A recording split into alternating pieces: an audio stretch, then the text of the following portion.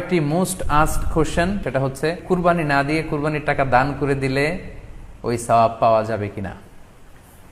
এই প্রশ্নগুলো কিন্তু আমরা আগে শুনতাম না। রিসেন্ট সময়ে গত কয়েক বছর আগে আমরা খেয়াল করেছি যে তারকা জগতের কিছু লোক বা নাটক সিনেমা জগতের কিছু লোক এরকম ঘোষণা দিয়েছে যে আমরা টাকা বন্যার্থ লোকদেরকে দিয়ে দিলাম, আমরা কুরবানি দেব না। তো ওনাদেরকে আল্লাহ এত টাকা দিয়েছেন, ওনারা বন্যার্থ লোকদেরকেও সহায়তা করতে পারেন, আবার কুরবানিও করতে পারেন। সো একটা দিয়ে আরেকটা হবে না।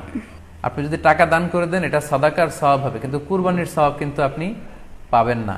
আল্লাহ রাসূল সাল্লাল্লাহু আলাইহি ওয়াসাল্লাম বলেছেন, কুরবানি করলে যেই প্রাণীটার কুরবানি করা হলো ওই প্রাণী তার শিং নিয়ে, তার গায়ের পশম নিয়ে, পায়ের খুরগুলো নিয়ে কিয়ামতের ময়দানে দাঁড়াবে। সো এই সওয়াব থেকে কিন্তু আপনি বঞ্চিত হয়ে গেলেন। তাই এ ব্যাপারে সুস্পষ্ট কথা হচ্ছে, আপনি যদি কুরবানির টাকা দান করে দেন, দানের সওয়াব হবে কিন্তু কুরবানির সওয়াব হবে না, এবং কুরবানির এই ওয়াজিব বিধানটিও কিন্তু আদায় হবে না। আপনার